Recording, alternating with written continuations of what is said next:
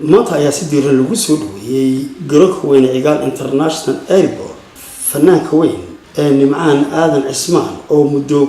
ka maqnaa dalka bulshadii halkaasi ka hadashay ayaa si weyn u soo dhaweeyay Nimcaan Aadan Cismaan oo ku magac dheer Nimcaan Kuweydi waxaanu halkan ku soo dhaweynaynaa الفنان نمعان آدم عثمان oo ku magac dheer Nimcaan Kuweydi oo maanta ka soo dhaadhacay madaarka Hargeysa waxaanu leenahay فنان waddankaagii hooyo ku soo dhawow waxaanu ku leenahay soo dhaweyn wanaagsan gabagabadii Nimcaan Aadan Cismaan ayaa halkaas ugu mahadnaqay bulshadii soo dhaweysay waxaanu sheegay inuu heeso wadaniga dalka Soomaaliland ku soo bandhigi doono bulshada waxaan leeyahay dalkaygii hooyo maadaama nimid anigoo muddo ka maqnaa waddanka waxaana jecelahay maanta inaan soo bandhigo fankayga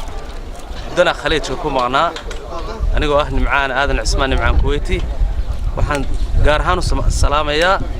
fanaaniinta dhammaantood kuwii hore kuwii dhexe iyo kuwa dambaba waxaan leeyahay dhammaantiin waad salaamantihiin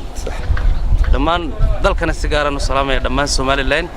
jumhuriyadda Soomaaliland aad baan u salaamayaa madax dhammaan wada salaamaya waxaan u sidaa hadiyado heeso wacanad ka heli doontaan